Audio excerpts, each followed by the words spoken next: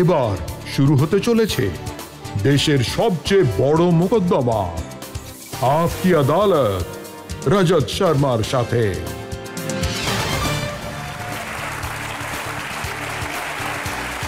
নমস্কার, আপকি আদালতে আপনাদের স্বাগত।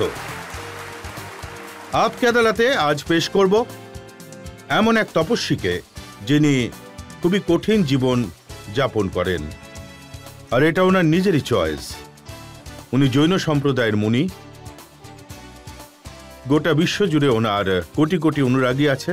একটু কড়া ভাষা বলেন বটে, কিন্তু তা সত্ত্বেও ওনার জনপ্রিয়তা শিখরে রয়েছে। আর সমাজের বিভিন্ন স্তরের মানুষের তরফ থেকে রিকোয়েস্ট এসেছিল ওনাকে আপকি আদালতে আনার জন্য। এখন আমি আমন্ত্রণ জানাচ্ছি মুনি শ্রী তরুণ সাগর মহারাজকে। Please welcome.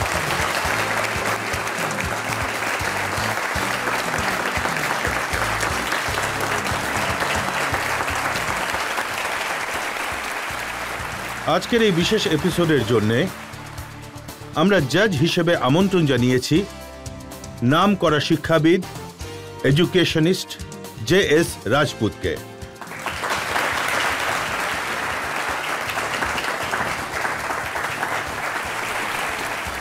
আর আজ আপকি আদালতে মোকদ্দমা শুরু করার আগে, সওয়াল জবাবের পর্ব শুরু করার আগে আজকের জাজ JS রাজপুত সাহেবের অনুমতি চাইব আজকের মামলা শুরু করার জন্য। এবার মোকদ্দমা শুরু করা হোক। আজকের এই বিশেষ মামলা শুরু করছি আপকি আদালতে প্রথম অভিযোগ মুনি শ্রী তরুণ সাগরের বিরুদ্ধে। আপকি আদালতে জৈন মুনি তরুণ সাগরের বিরুদ্ধে অভিযোগ রয়েছে যে ওনার জীবনযাত্রা সমাজের থেকে একেবারে আলাদা। মুনিজি, এটা কি সত্যি যে আপনি ছোট বয়সে বাড়ি ছেড়ে চলে গিয়েছিলেন? তো কি হয়েছিল? পরীক্ষায় কম নাম্বার পেয়েছিলেন, মা বকেছিলেন, নাকি বাবা মারধর করেছিলেন?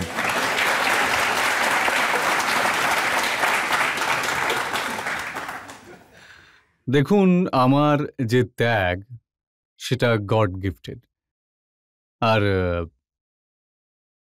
না এমন কিছু ঘটেছে, আর না এমন কিছু কেউ দেখেছে, না মা বকেছে, না বাবা রেগে গেছেন। সবই ঈশ্বরের ইচ্ছে। আর যে শিক্ষা আমি পেয়েছি, যার কারণে আমি বাড়ি ছেড়েছি, পরিবার ছেড়েছি, সংসার ছেড়েছি, আর মহাবীরের পথে চলে এসেছি। আর আমি মনে করি যে রজতবাবু, আপনিও ছেড়েছেন আর আমিও ছেড়েছি, তবে দুজনের একেবারে গোড়াতেই পার্থক্য। আর সেই পার্থক্যটা হলো, আমি ভগবানকে পাওয়ার জন্য সংসারকে ছেড়ে দিয়েছি, আর আপনি সংসার পাওয়ার জন্য ভগবানকে ছেড়ে দিয়েছেন।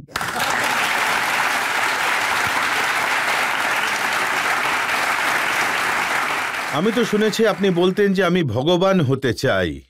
আপনি ভগবান হওয়ার জন্য সবকিছু ছেড়ে দিয়েছেন। এর মধ্যেও তো লোভ রয়েছে।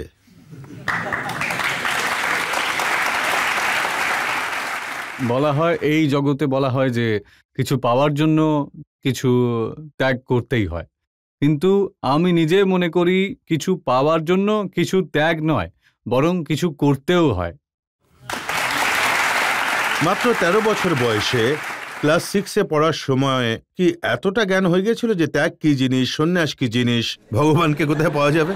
কথায় আছে না, कि समझदार के लिए सारा काफ़ी होता है और जो ये ना समझे वो उम्र भर होता है। আমি শুনেছি আপনি নাকি জিলিপি খেতে খেতে সন্ন্যাসী হয়ে গিয়েছিলেন। ছোটবেলায় আমি জিলিপি খেতে খুব পছন্দ করতাম। 6ষ্ঠ শ্রেণীতে পড়তাম। আমি খুব বেশি লেখাপড়া জানি না, 6ষ্ঠ শ্রেণী অবধি লেখাপড়া করেছি।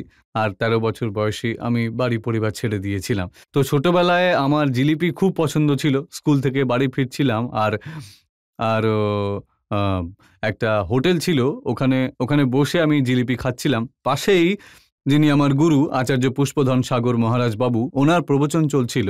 আর প্রবচনে উনি বলেছিলেন, তুমিও ভগবান হয়ে উঠতে পারো। এই শব্দটা যখন আমার কানে ঢুকলো, তো জিলিপির রস তো পড়ে যেতেই লাগলো, আর ভগবান হয়ে ওঠার রস তৈরি হয়ে গেল, আর আমি বেরিয়ে পড়লাম। কিন্তু ভগবান হওয়ার জন্যে খাওয়া দাওয়া ছাড়লেন, নেশা ছাড়লেন, পোশাক ছাড়লেন। এখন কি মনে হয় না যে বড্ড ভুল হয়ে গেছে, আগেই ঠিক ছিলাম? আমার নিজের সিদ্ধান্ত নিয়ে কখনো আফসোস হয়নি। একটা সংকোচ আমার মনে অবশ্যই ছিল যে আমি জীবনে কখনো কোনো মরা পোড়াইনি, কিন্তু একদিন আমার মনে হলো যেন মহাবীর আমায় বলছেন, তরুণ সাগর, তোমার জন্ম মরা পোড়ানোর জন্য হয়নি, বরং মরতে বসা সমাজে প্রাণ আনার জন্যই হয়েছে। আর আমি সেই দিন থেকেই সমাজে প্রাণ প্রতিষ্ঠার জন্য বেরিয়ে পড়ি, আর আজ অবধি সেটাই করছি আমি। কিন্তু সাংসারিক ক্ষেত্রে শুনেছি আপনি দিনে একবারই খাবার খান, আপনি স্নান করেন না, আপনি ব্রাশ করেন না, দাঁত পরিষ্কার করেন না। এটা কি ধরনের জীবন? আপনি একদম ঠিকই শুনেছেন। আমি নগ্ন হয়ে থাকি, দিগম্বর হয়ে থাকি। দিগম্বর অবস্থা হলো একেবারেই প্রাকৃতিক রূপ, যথা জাত মুদ্রা। জৈন শাস্ত্রতে বলা হয়েছে মুনি হলেন সেই ব্যক্তি যিনি সমাজের নগ্নতাকে ঢাকার জন্য নিজের দেহের বস্ত্র খুলে ফেলেই দেন। কিন্তু মুনিজি, এ তো পুরনো যুগের কথা। এই একবিংশ শতাব্দীতে বিশ্ব আজ কোথায় পৌঁছে গেছে, আর আপনি বিনা পোশাকে ঘুরে বেড়াচ্ছেন? আমার নিজের মত হলো, প্রথমে বিশ্বের এটা জানা দরকার যে দিগম্বর মুনি আসলে কেমন হন। শুধু এই কয়েকটা ময়ূরের পালক আর এই যে জলপাত্র কুমণ্ডল, এইসব নিয়ে কেউ মুনি হয়ে যান না। মুনির ব্যাপারে 4টে পংক্তি আমি কবিতা রূপে বলতে চাইব। कि दिगंबर साधु किसे कहते हैं, दिगंबर मुनि किसे कहते हैं? जिसके पैरों में जूता नहीं, सिर पर छाता नहीं, बैंक में खाता नहीं, परिवार से नाता नहीं, उसे कहते हैं दिगंबर मुनि। जिसके तन पर कपड़े नहीं, जिसके मन में लफड़े नहीं, जिसके वचन में झगड़े नहीं, जीवन में कोई रगड़े नहीं, उसे कहते हैं दिगंबर मुनि। जिसका कोई घर नहीं, किसी बात का डर नहीं, दुनिया का असर नहीं, और जिससे बड़ा कोई सुपर नहीं, उसे कहते हैं दिगंबर मुनि। जिसके संग बीवी नहीं, जिसके साथ टीवी नहीं, अमीरी गरीबी नहीं, नाश्ते में जलेबी नहीं, उसे कहते हैं दिगंबर मुनि। আর রজতবাবু, আমি আপনার থেকে জানতে চাইবো, আচ্ছা এই বিশ্বে এমন কোনো ব্যক্তি আছে, আমি হিন্দুস্তানের কথা তো বলছিই না, এমন কোনো ব্যক্তি আছে কি এই বিশ্বে যার কখনো মাঝির দরকার হয়নি, কখনো কামারের দরকার হয়নি, কখনো স্বর্ণকারেরও দরকার হয়নি, কখনো তেলির দরকার হয়নি, কখনো আজ অব্দি মুচির দরকার হয়নি, কখনো আজ অব্দি ধোপার দরকার হয়নি? এমন ব্যক্তি আপনি সারা বিশ্বে খুঁজেও পাবেন না কোথাও। কেবল একজন ব্যক্তি রয়েছেন, তিনি হলেন দিগম্বর মুনি। ধোপার দরকার হয় না, তবুও সবাইকে ধুয়ে দেন, তাকেই বলা হয় দিগম্বর মুনি। আপনি দিগম্বর মুনি। ঢাকার জন্যে কখনো ময়ূরপুচ্ছ ব্যবহার করেন, যখন বসেন নিজের সামনে ডেস্ক রেখে দেন। যখন এত কিছু জিনিস কভার করার জন্য রাখেন, তাহলে একটা নেংটি পরে নিতে সমস্যা কোথায় ছিল? না, নেংটি যাদের আমার এই মুদ্রা থেকে সমস্যা রয়েছে, তো আমি 1 মিটারের নেংটি পরি নেওয়ার থেকে তো ভালো হলো এক টুকরো কাপড় সে নিজের চোখে পরে নিক, মুনি দেখলেই ওটা চোখে ঢেকে নিক, আর কোনো সমস্যাই হবে না। ওনাদের সমস্যা নেই, এটা তো আপনার সুবিধার জন্য। না না না না, আমি যখন চলি দিগম্বর ভাবেই তো চলি, তাই না? দিগম্বর অবস্থাতেই চলতে থাকি। আর দেখুন এই আধুনিক যুগে যেখানে গাড়ি আছে, যেখানে ট্রেন আছে, বুলেট ট্রেন চলে, রকেট ওড়ে, উড়োজাহাজ রয়েছে, সেখানে আপনি পায়ে হেঁটে চলেন। পায়ে হেঁটে এই কারণেই ঘুরি, কারণ সে যদি গাড়িতে বসে তাহলে তো গাড়ির তো ওনার কাছে নেই। মুনি তিনি হন যিনি তিল তুষ মাতবি পরিগ্রহ নিজের কাছে রাখেই না, থাকে শুধু এই কয়েকটা পালক আর এই কুমণ্ডল। আপনি যদি গাড়ি করে যান, যদি ট্রেনে করে যান, আরো বেশি লোকের সাথে দেখা করতে পারতেন, আরো বেশি জায়গা কভার করতে পারতেন। আপনি আদালতে আসতে আপনার 6 মাস সময় লেগে গেল। আপনি বলেন বাঁচুন আর বাঁচতে দিন, প্রথমে নিজে বাঁচুন। যদি আপনি নিজে বাঁচতে শিখে যান, তাহলে বিশ্ব বাঁচার রসদ নিজেই পেয়ে যাবে, আপনাকে আলাদা করে কিছু করতেই হবে না। মুনিজি, সময়ের সঙ্গে সব বদলে যায়। দেখুন, ভগবান মহাবীরের আমলে তো ফোন ছিল না, মাইক্রোফোন ছিল না, অথচ আপনি মাইক্রোফোন ব্যবহার করেন, আপনি ফোন ব্যবহার করেন, আপনি বইও লেখেন। দেখুন, একটু অ্যাডজাস্টমেন্ট করা দরকার। মহাবীরের মহাবীরের যে সিদ্ধান্ত রয়েছে, ভগবানের যে সিদ্ধান্ত রয়েছে, জৈন ধর্মের যে সিদ্ধান্ত রয়েছে, আমি সেই সিদ্ধান্তকে বদলাতে পারবো না, দৃষ্টান্তকে বদলাতে পারবো। 2 2 4 আগেও হতো, 2 2 4 আজও তাই হয়। তো এটা শাশ্বত সিদ্ধান্ত। এই বিশ্বে মানুষ যাবে আসবে, কিন্তু আচ্ছা, সিদ্ধান্ত আপনি আমায় শাশ্বত বলুন, থাকবে। আমরা এমন মুনিও দেখেছি যিনি বিমান ব্যবহার করেন, হেলিকপ্টার ব্যবহার করেন। ওটা মহাবীরের মার্গ নয়, ওটা মহাবীরের মার্গ নয়, ওটা অপবাদ মার্গ। মহাবীরের মার্গ যেটা আসল, মহাবীর তো রাজকুমার ছিলেন, মহাবীর রাজকুমার ছিলেন, রাজপুত্র ছিলেন, কিন্তু একটা সময় ওনার বৈরাগ্য আসে আর উনি সবকিছু ত্যাগ করেন। একটা কথা মনে রাখতে হবে যে মহাবীর বলেছিলেন কিছু পেতে গেলে কিছু ত্যাগ করতে হয়। অল্প অল্প অল্প পেতে হলে অল্প অল্প ত্যাগ করতে হয়, অনেক কিছু পেতে হলে অনেক কিছু ত্যাগ করো, কিন্তু যদি সব কিছু পেতে হয় তাহলে সব কিছু ত্যাগ করো। এই ত্যাগের কথাই যখন উঠছে, এই দেখুন, আমি আপনার ওখানে যে পত্রিকা ছাপা হয় তাতে আমি দেখেছি অহিংসা মহাকুম্ভ, এতে আপনার ছবি ছাপানো রয়েছে, পদ্মফুল তৈরি করা হয়েছে, তার উপরে আপনি বসে রয়েছেন, চারপাশে মহিলারা রয়েছেন যারা আরতি পাত্র নিয়ে দাঁড়িয়ে রয়েছেন। তো এখানে ত্যাগ কোথায়? এখানে শুধু পাওয়া।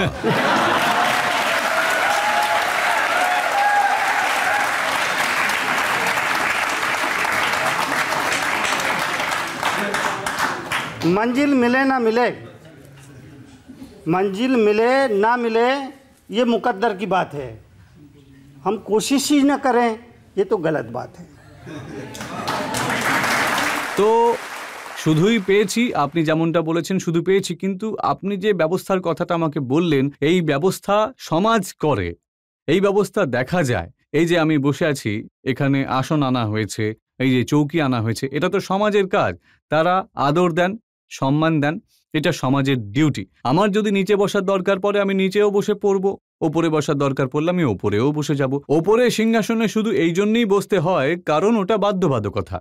লাইট যখন চলে যায় আমাদের প্রদীপ জ্বালাতেই হয়, আর প্রদীপকে উঁচু স্থানেই রাখতে হয়, এই জন্য রাখা হয় যাতে তার আলো চারপাশে ছড়িয়ে পড়ে।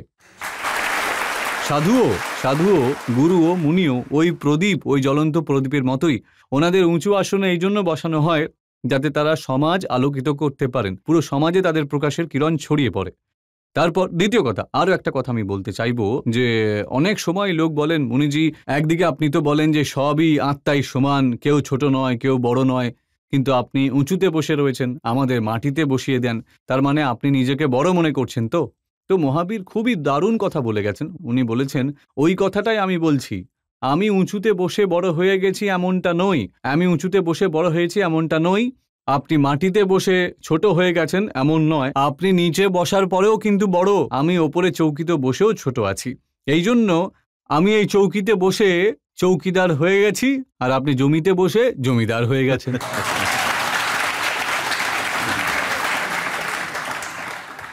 এটা আমাদের বলুন যে 13 বছর বয়সে আপনি যে ভগবান হতে বেরিয়ে পড়েছিলেন, ভগবানকে হয়ে গেছেন নাকি আরো একটু বাকি আছে? আমি সবে পথ চলা শুরু করেছি, আর এখন ওই রাস্তা ধরেই চলছি। কত জন্ম সাধনা করতে হবে এটা বলা খুব মুশকিল, এত সহজও নয়। ঠিক আছে, মানুষ আমায় খুবই শ্রদ্ধার চোখে দেখেন, খুবই মন থেকে দেখেন, কারণ ওটা ওনাদের নিজেদের শ্রদ্ধা। তবে সবেমাত্র আমি পথ চলা শুরু করেছি, আরো অনেক চলতে হবে। আপনার এই যে সফর, তা নিয়ে আমার কাছে আরো অনেক অভিযোগ রয়েছে। তবে এখন একটা ব্রেক নিয়ে নেবো, আর ব্রেকের পর মুনি তরুণ সাগরের সঙ্গে সওয়াল জবাবের আরো একটা পর্ব। মুনিজি, ভগবান মহাবীরের সিদ্ধান্ত তো অহিংসা নিয়ে, এনার হাতে তো এসএলআর রয়েছে, যদি গুলি চলে যায় 50-60 জন একসঙ্গে মারা যাবে।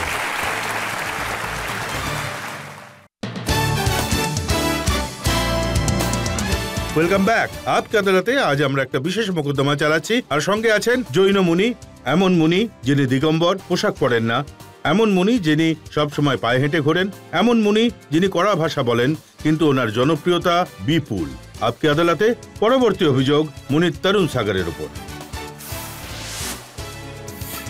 আপকি আদালতে জৈন মুনি তরুণ সাগরের বিরুদ্ধে অভিযোগ হলো যে উনি দ্বিচারিতা করেন। মুনিজি, আপনি বলছেন যে আপনার কোনো জিনিসের প্রতি মোহ নেই, না ব্যাংকের বই আছে, না পকেটে টাকা আছে। আরে পকেটে নেই তো টাকা থাকবে কি করে ভাই? তাহলে যখন লোকজন এসে আমাকে বলেন যে মুনিদেব, আমরা আপনাকে দেখে খুবই প্রভাবিত, আমরা সব সময় আপনার সঙ্গেই থাকতে চাই, আপনি আপনার অ্যাড্রেসটা আমাকে দিয়ে দিন। তো আমি তখন বলি, আরে ভাই, যে মানুষটা ড্রেসই নেই তার অ্যাড্রেস কোথা থেকে আসবে? তাহলে যে মানুষটা কোনো ড্রেস নেই, কোনো মায়া নেই, কোনো মোহ নেই, তার সুরক্ষার জন্যে এত বড় সংখ্যায় পুলিশ কর্মী কেন দেখা যায়? এই দেখুন, আমার কাছে ছবি রয়েছে। এই ছবিতে আপনি বসে রয়েছেন আর চারপাশে পুলিশ রয়েছে। এখানে আপনি হেঁটে যাচ্ছেন আর আপনার চারপাশে ব্ল্যাক ক্যাট কমান্ডো রয়েছে।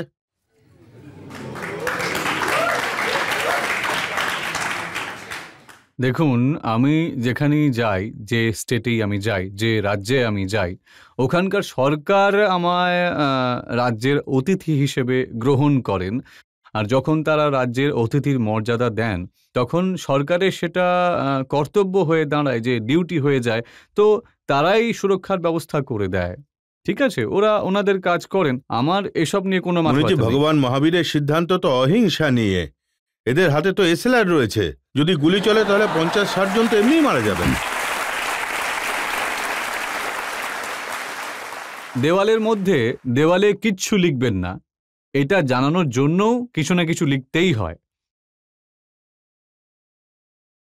তো আমি মনে করি এই যে সরকার নিজের ডিউটি পালন করছে, তাতে আমি কোনো বাধা দিই না। ওনারা যদি দিতে চান আর এই ব্যবস্থা করেন তো সেটা ভালো। সরকারেরও তো ডিউটি হয়ে যায়, যেখানে হাজার হাজার লোক। আপনি এটা বলছিলেন যে, আপনি আমার কথাটা তো শুনে নিন। আপনি এই ময়ূরপুচ্ছ ব্যবহার করেন যাতে কোনো জীবাণু পর্যন্ত না মরে। যেখানে বসেন ওই জায়গাটা পরিষ্কার করে নেন, কিন্তু পেছনে বন্দুকধারীরা দাঁড়িয়ে থাকে, আর ওগুলো সাধারণ বন্দুক নয়, এসএলআর মানে সেলফ লোডিং রাইফেল। একবার চললে 50-60 জন এমনি মারা যাবেন। ওসব চালাতে লাগেই না। আর ওনাদের আমি বলে দিই, ওগুলোকে লক করে রাখুন, কারণ ওগুলো দেখে আমার নিজেরও ভয় লাগে। কারণ ওনারা একদম পাশেই দাঁড়িয়ে থাকেন আমার, তো অন্য কোনো ভয়ের কারণ তো সেরকম নেই। না, কিন্তু অহিংসার পূজারী, হিংসার ওয়েপন নিজের সঙ্গে রাখবেন, এটা কিভাবে মেনে নেব?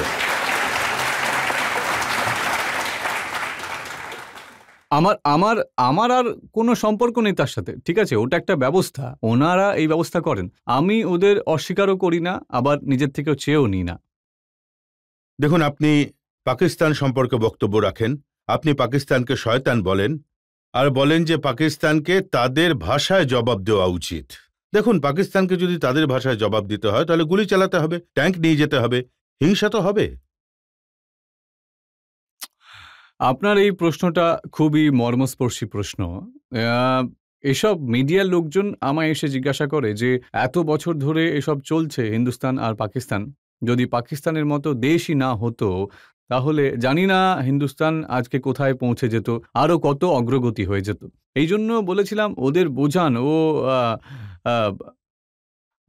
ভালোবাসা দিয়ে বলেছিলাম ওদের বোঝান, যেভাবে গত 60 বছর ধরে আমরা বুঝিয়ে আসছি, সেটার কোথায় ওদের মাথায় ঢুকছে। কিন্তু যদি জৈন মুনিও প্রেমের ভাষা ছেড়ে বন্দুকের ভাষা বলতে শুরু করে, তাহলে অহিংসার কথা কে বলবে? আমি সেটা বলতে চাইছি না। মিডিয়া আমায় প্রশ্ন করায়, আমি বললাম ওদের ভাই এখানে হোক ওখানে, ওদের এই ভাষাতেই বোঝাতে হবে। কথায় আছে না, কুকুরের লেজ 12 বছর ধরে আপনি সোজা করুন, সোজা করার চেষ্টা করে যান, ও বাঁকাই থাকবে। তো এই পাকিস্তান হলো কুকুরের লেজ, ওরা কখনো সোজাই হয় না। সব কথা তো বলেন, কিন্তু আপনি এত কড়া ভাষায় বলেন কেন? একটু ভালোবেসে বলতে পারেন না?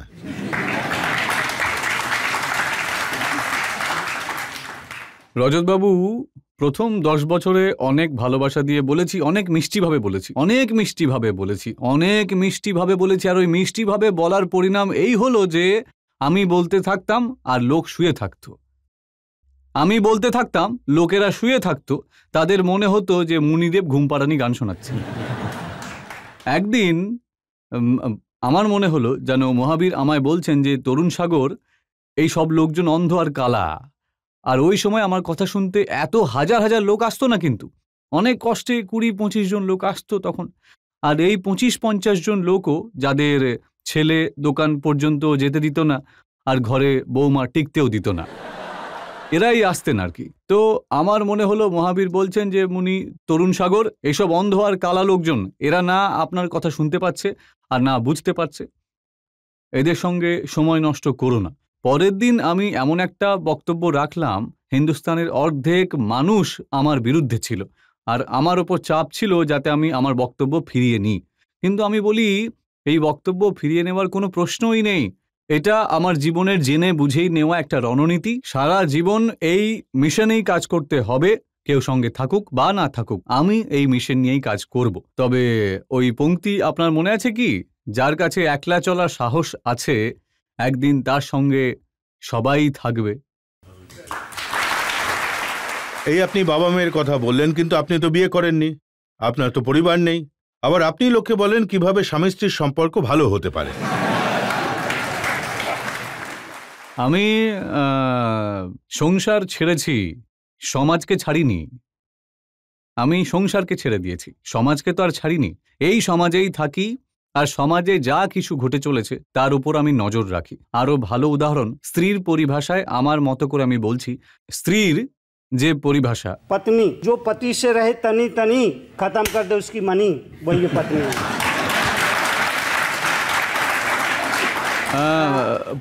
প্রত্যেক আমার তো কোনো কাজও নেই, আমার কোনো ঝাড়ু দেওয়া, ঘর মোছা, বাসন ধোয়া, এমন কোনো কাজও তো আমার কাছে নেই। আমি বসেই থাকি, চিন্তা করি, বিচার করি আর নতুন নতুন পরিভাষায় আমার কিভাবে মতন বুঝতে করে। পারেন শাশুড়ি বৌমার মধ্যে কি হচ্ছে, কিভাবে জানতে না, পারেন? দেখুন আমার কোনো বাড়ি ঘর নেই, কিন্তু আমার প্রত্যেক বাড়ির গল্প জানা আছে। আমার কোনো বাড়ি নেই, কিন্তু আমার প্রত্যেক বাড়ির গল্প জানা আছে। এই জন্য এই বিষয়ে আমি মন্তব্য করি, বিবেচনা করি, আর লোক আমার বক্তব্য লাইক করেন, পছন্দ করেন, আর ওনারা শুধু আমার কথা শোনেনই না, বরং সেটা অনুসরণ করেন। আপনার কি মনে হয় না যে আপনি অন্ধদের শহরে এসে আয়না বিক্রি করছেন?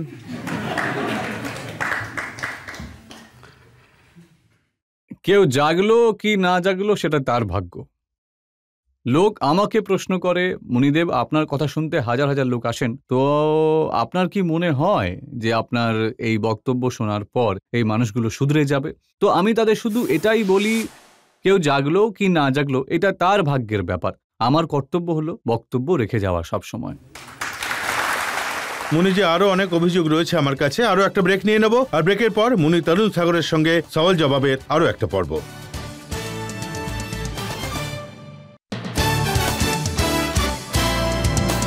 Welcome back. আপকি আদালতে আজ আমাদের অতিথি হলেন মুনি তরুণ সাগর। আপকি আদালতে পরবর্তী অভিযোগ। আপকি আদালতে জৈন মুনি তরুণ সাগরের বিরুদ্ধে অভিযোগ হলো যে উনি মানুষকে ভুল শিক্ষা দেন। আপনি কড়া ভাষা বলতে বলতে ভালো কথা শেখাতে শেখাতে একটু বেশি বলে ফেলেন। যেমন হরিয়ানা অ্যাসেম্বলিতে আপনি গেছিলেন অ্যাড্রেস করতে, ওখানে আপনি বলেছিলেন যে সমাজে পুরুষদের স্থান 1 নম্বরে আর মহিলাদের স্থান 2 নম্বরে। এই নিয়ে কি বলবেন? দেখুন, এটা তো আমি বলছি না, এটা তো প্রকৃতি বলছে যে আপনি ওনাদেরকে ওখানে বসিয়ে দিয়েছেন, এনাদেরকে এখানে বসিয়েছেন। আর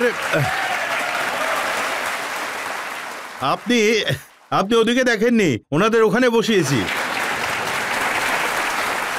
এটা তো সমাজে কার কোথায় স্থান রয়েছে?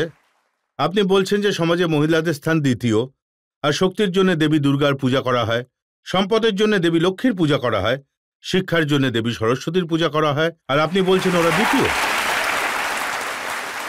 আপনি বলছেন যে আপনি এটা বানাননি। আমাদের এখানে কৃষ্ণের আগে রাধার নাম উচ্চারিত হয়, রাধা কৃষ্ণ। রামের আগে সীতা রাম বলা হয়, নারায়ণের আগে লক্ষ্মী নারায়ণ উচ্চারিত হয়। এটাই দেশের পরম্পরা। আর আপনি বলছেন মহিলার নাম্বার 2। শিব পার্বতীও বলা হয়, তাই না? আপনি শুধু এই উদাহরণটাই পেলেন?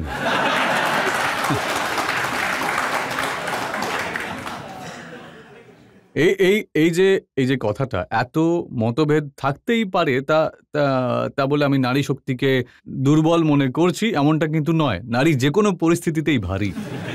নারী নারী নারী নারী যে কোনো পরিস্থিতিতেই ভারী। পুরুষ সর্বদা তার কাছে কৃতজ্ঞ। তো নারী তার নিজের জায়গায় অসাধারণ, কিন্তু প্রকৃতির যে ব্যবস্থা রয়েছে সেটা মানবেন কি না মানবেন সেটা তো আপনার ব্যাপার। তবে মানা উচিত। আপনি যখন নাম লেখেন তখন আপনি আপনি তো বাবার নামটাই লেখেন, তাই না? তাহলে মায়ের নাম কেন লেখেন না, আমি মায়ের নামও লিখি, না, না, এমন না, কোনো না, ব্যাপার না, নেই। যখন আপনি পরিচয় লেখেন হ্যাঁ। না, আপনার নামের পিছনে আপনি বাবার না, নামটাই না, তো আমি লেখেন। মায়ের নামও লিখি। মায়ের কোনো নাম লেখেন না আজ তাহলে। দেখুন, আপনি যুগের সঙ্গে বদলাননি। আপনি টিভিতে অ্যাড দেখেননি? হুম, বড় বড় ক্রিকেটার যারা আছেন, ওনারা নিজের মায়ের নাম প্রথমে বলছেন। হুম, হুম, এখন যুগ বদলে গেছে। আর আপনি আপনি হরিয়ানা অ্যাসেম্বলিতে কি বলেছিলেন? স্বামীর অনুশাসন মানা প্রত্যেক স্ত্রীর ধর্ম। স্বামীরও কিছু ধর্ম আছে তো নাকি? ধর্মপত্নী বলা হয়, ধর্মপতি তো বলা হয় না, তাই না? কিন্তু বলা উচিত। বলা উচিত, যদি বলেন না কেন তাহলে? ধর্মপত্নী বলেন, তেমনি ধর্মপতিও তো হওয়া উচিত, তাই না? এমনটা হওয়া উচিত। তাহলে সেটা হচ্ছে না কেন? আপনার জন্যই তো। না।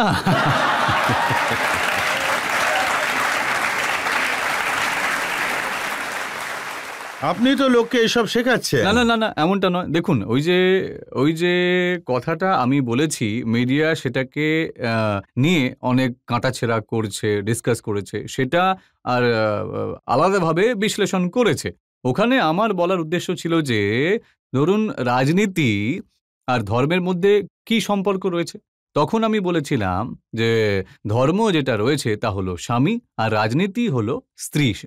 এই দুজনের সম্পর্ক, এটাই আমি কথায় কথায় বলতে চাই। মিডিয়া এটাকে কিভাবে নিয়েছে সেটা তো মিডিয়ার ব্যাপার ছিল, আমার তো এমন অভিপ্রায় ছিল না, দেখুন কেমন মহিলাদের ব্যবস্থা কখনো ছোট রয়েছে। করিনি। আপনি বলছেন মিডিয়া কথাগুলো উল্টোপাল্টা করে দিয়েছে, কিন্তু আমার কাছে আপনার সেকেন্ড পয়েন্টটাও রয়েছে, যাতে আপনি বলছেন জিন্স পরা মা বাচ্চাকে আঁচল কোথা থেকে দেবে? মা জিন্স পরবে না, এটা কি ধরনের নিয়ম?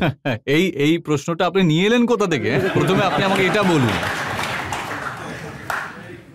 আমি বলেছিলাম মায়ের আঁচল দুধের শিশুর জন্য স্বর্গের থেকেও বেশি কিছু।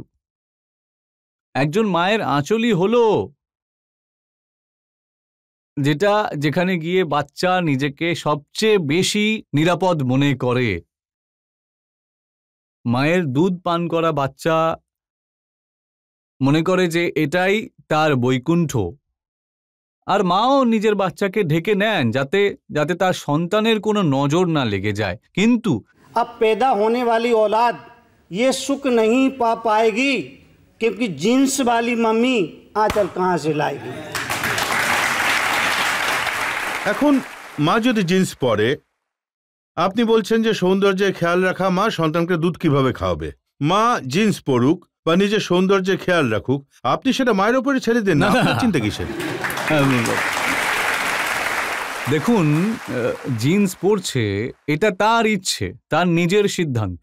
এতে আমি কোনো রকম ইন্টারফেয়ার করব না, কোনো জবরদস্তিও করব না। আমি নিজে মনে করি জৈন ধর্ম যথেষ্ট মজবুত, এই ধর্ম কারোর সঙ্গে কোনো জবরদস্তি করে না। তো আমিও জবরদস্তি কি পড়বে না সেই সিদ্ধান্ত তাকে নিতে হবে, এতে আমি কোনো ইন্টারফেয়ার করি না। আপনি যেরকম কথা বলেন তাতে লোক কি ভাববে? আপনার সামনে যে এত অডিয়েন্স থাকে, আপনি তাদের গাধা বলে দেন? তো না, মানে- আমি গাধা বলি না, আমি তো এক্সাম্পল দিই। আমি এক্সাম্পল দিয়েছি যে আমি যে ঘরে ছিলাম সেখানে টিকটিকি ছাদে বসেছিল। তো আমি টিকটিকিকে জিজ্ঞাসা করি, তোমরা সবসময় ছাদে আটকে থাকো, নিচেতে কখনো দেখি না, এর কারণটা ঠিক কি? তখন টিকটিকিটা আমাকে এসে বলল যে, মুনিজি আপনার তো এটা জানা উচিত যে এই ছাদটা আমিই সামনে রেখেছি। যদি আমি এখান থেকে সরে যাই তাহলে এই ছাদটা নিচে পড়ে যাবে। তখন আমি আবার বললাম যে যেভাবে এই টিকটিকিটার একটা মনের ভুল রয়েছে, তেমনি মানুষেরও মনের ভুল রয়েছে যে এই পরিবারটাকে আমি সামনে রেখেছি, এই সমাজটাকে আমি সামনে রেখেছি। আমি যদি না থাকি তাহলে এই পরিবার ভেসে যাবে, এই সমাজ নষ্ট হয়ে যাবে। কিন্তু আমি বলি যে আপনি থাকেন বা না থাকেন, আপনার না থাকার জন্য এই চিন্তা ভাবনা কখনো শেষ হবে না। তো এখন কিন্তু এতে আপনি কখনো টিকটিকি, কখনো গাধা, কখনো কুকুরের প্রচুর উদাহরণ দেন। এদের পেছনে পড়ে থাকেন। কুকুর, দেখুন এই কুকুর কালচার খুব দ্রুত বেড়ে চলেছে। কুকুর কালচার খুব দ্রুত বেড়ে চলেছে, বিশেষ করে শহরের কুকুর কালচার এত বেড়ে গেছে, এতটাই বেড়ে গেছে আজকাল টেলিভিশনেও দেখা যাচ্ছে যে বড় বড় হিরোইন সবাই কুকুর কোলে নিয়ে বসে তার মুখের মধ্যে চুমু খেয়ে নিচ্ছে। আর যখন কোনো বড় হিরোইন কুকুরের মুখে চুমু খায়, এই দেশের যুব সম্প্রদায় দাঁড়িয়ে দাঁড়িয়ে ভগবানের কথা ভাবতে থাকে, প্রার্থনা করতে থাকে, হে ঈশ্বর পরের জন্মে কুকুর বানিয়ে দিও আমাদের।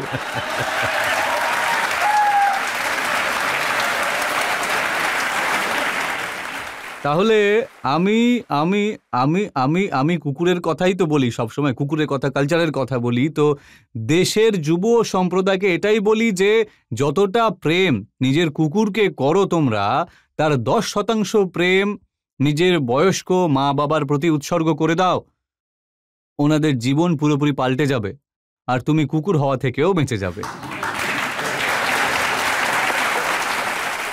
আপনার বক্তব্য নিয়ে অনেক প্রশ্ন আছে আমার কাছে। আরো একটা ব্রেক নিয়ে নেবো, আর ব্রেকের পর আপকে আদালতে মুনি তরুণ সাগরের সঙ্গে সওয়াল জবাবের আরো একটা পর্ব।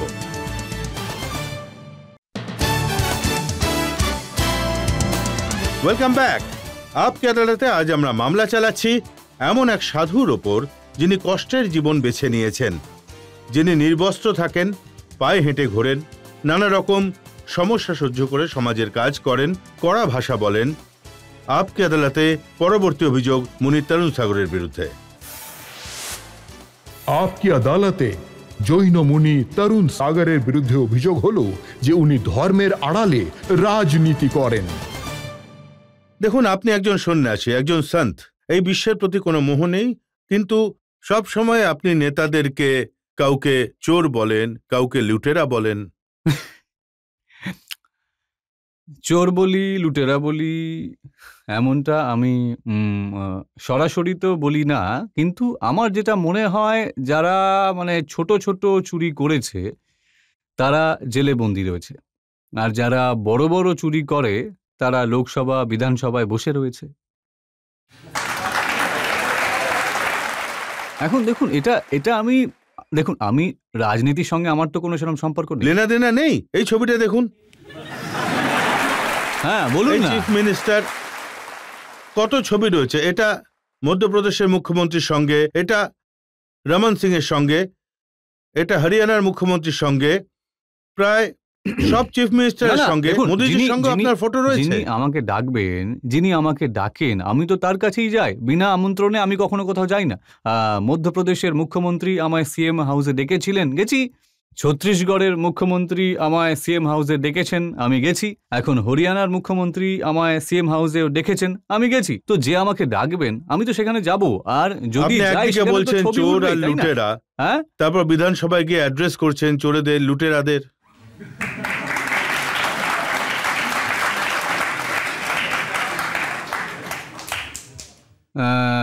প্রতি 3 জনে একজন ভারতীয় নাগরিক দুর্নীতিগ্রস্ত। প্রতি 3 জনে একজন নাগরিক দুর্নীতি, 3%, 30%, মানে 30% প্রতি 3 জনে। 50%, 60% লোক দুর্নীতির দোরগোড়ায় রয়েছেন। মাত্র 10% লোক রয়েছেন যাদের আপনি সম্পূর্ণভাবে সৎ ব্যক্তি বলতে পারেন। তাহলে সবাই তো চোর নয়, আবার সবাই পকেট মারও নয়। তো আমি মনে করি যে আমি চোরদের বাড়ি যাইনি, রাজ্যের মুখ্যমন্ত্রীর বাড়িতে গেছি, আমি চোরদের বাড়িতে আমি যাইনি। না দেখুন, বিধানসভায় আপনি বলেছিলেন ওখানে তো হাজার হাজার লোক রয়েছে, লুটেরা বসে আছে, আর ওনাদের অ্যাড্রেস করার জন্য আপনি মধ্যপ্রদেশের বিধানসভায় অ্যাড্রেস করেছেন, হরিয়ানার বিধানসভায় অ্যাড্রেস করেছেন। তো অ্যাড্রেস করা উচিত, অ্যাড্রেস উপদেশের দরকার তো ওনাদেরও রয়েছে। মন্দিরের দরকার তো পাপীদেরও হয়, পুণ্যাত্মাদের মন্দিরের দরকার নেই।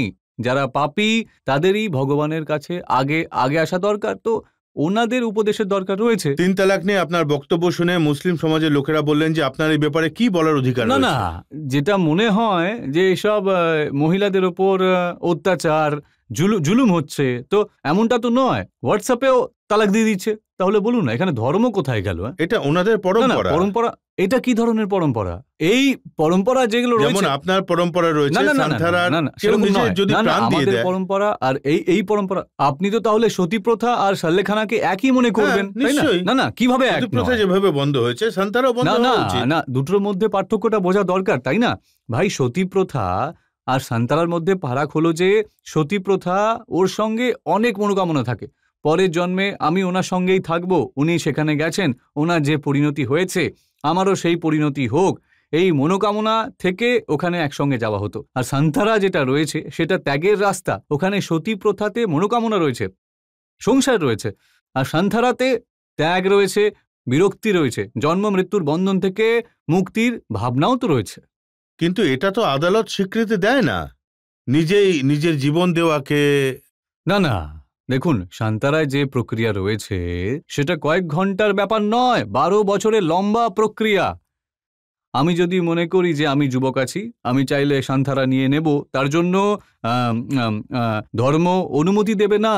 যখন ব্যক্তি একটা বয়সে পৌঁছে যায়, যখন তার মনে হয় যে মৃত্যু এখন দোরগোড়ায়, চোখে দেখতে পান না, কানে শুনতে পান না, হাত পা ভালো করে নড়াতে পারেন না, ব্রত নিয়ম করতে পারেন না, রুটি জোটে না, খিচুড়ি রান্নাও হয় না, সারা শরীরে রোগ, মরার ইচ্ছে জাগে, মোহ আর থাকে না, তাও আমার তোমার ইচ্ছে করছে, নিজের কোনো খেয়ালই নেই, দুনিয়ার চিন্তা, পরিবারের নাম করে, মেয়ের নাম ভুলে গেছে, পরিবারের নাম জপে না, তৃষ্ণা বাড়ছে, বুদ্ধি কমে যাচ্ছে, চোখ দিয়ে জল গড়িয়ে চলেছে, মুখ থেকে লালা ঝরে যাচ্ছে, পড়ে পড়ে মরে যাচ্ছে কিন্তু হায় হায় করছে, পড়ে পড়ে মরছে কিন্তু হায় হায় করছে, স্ত্রী মুখ শোনাচ্ছে, বৌমা কথা শোনাচ্ছে, ছেলে পেটাচ্ছে, নাতি টানাটানি করছে, সারাদিন ধরে সারা রাত জোরে জেগে থাকে, দাঁত সব ভেঙে গেছে, খাবারে পরে কাঁকর, হাত পায়ে জোর নেই, কোমর ভেঙে গেছে, যমরাজের আদেশে যমদূত পায়ে জুতো গলিয়ে দিয়েছে, জাল নিজেরাই বানিয়ে নিচ্ছে, ঠিক যেভাবে মাকড়সারা বানায়, খেলাধুলো ভুলে গেছে, চাকরি ভুলে গেছে,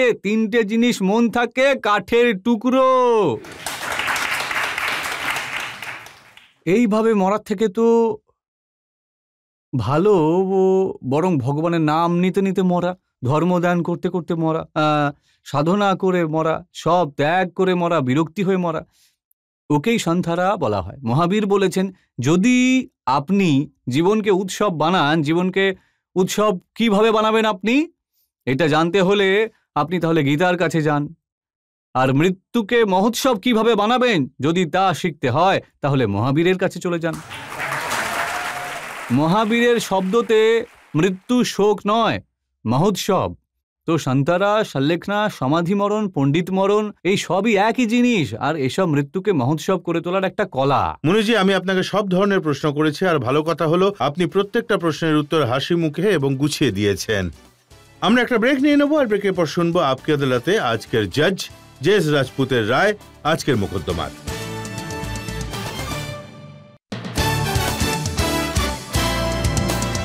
আপকি আদালতে আজ আমরা মোকদ্দমা চালিয়েছি মুনি তরুণ সাগরের বিরুদ্ধে। ওনাকে ওনার বয়ানের ব্যাপারে জিজ্ঞেস করেছি, ওনাকে কড়া প্রবচনের ব্যাপারে, ওনার দিনচর্চার ব্যাপারে, ওনার জীবন ধরার ব্যাপারে, ওনার জীবনশৈলীর ব্যাপারে। আপকি আদালতে এখন সময় আজকের জজ, নাম করা শিক্ষাবিদ জে.এস. রাজপুতের রায়ের।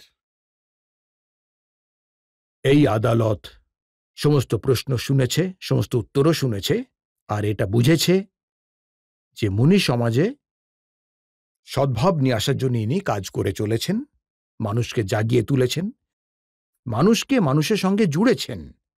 আদালত চাইবে আপনি এটা আগামী দিনেও করতে থাকুন, এই আওয়াজ তুলতে থাকুন, তার প্রভাব সমাজের উপরে যেন ভালোভাবে পড়ে। শুধু ভারতে নয়, সারা বিশ্ব জুড়েই উনি সম্মান পেয়েছেন। আপনি সমস্ত প্রশ্নের উত্তর খুব যুক্তিসঙ্গতভাবেই দিয়েছেন, আর খুবই ভালোভাবে দিয়েছেন, যাতে শ্রোতারাও প্রভাবিত হয়েছেন।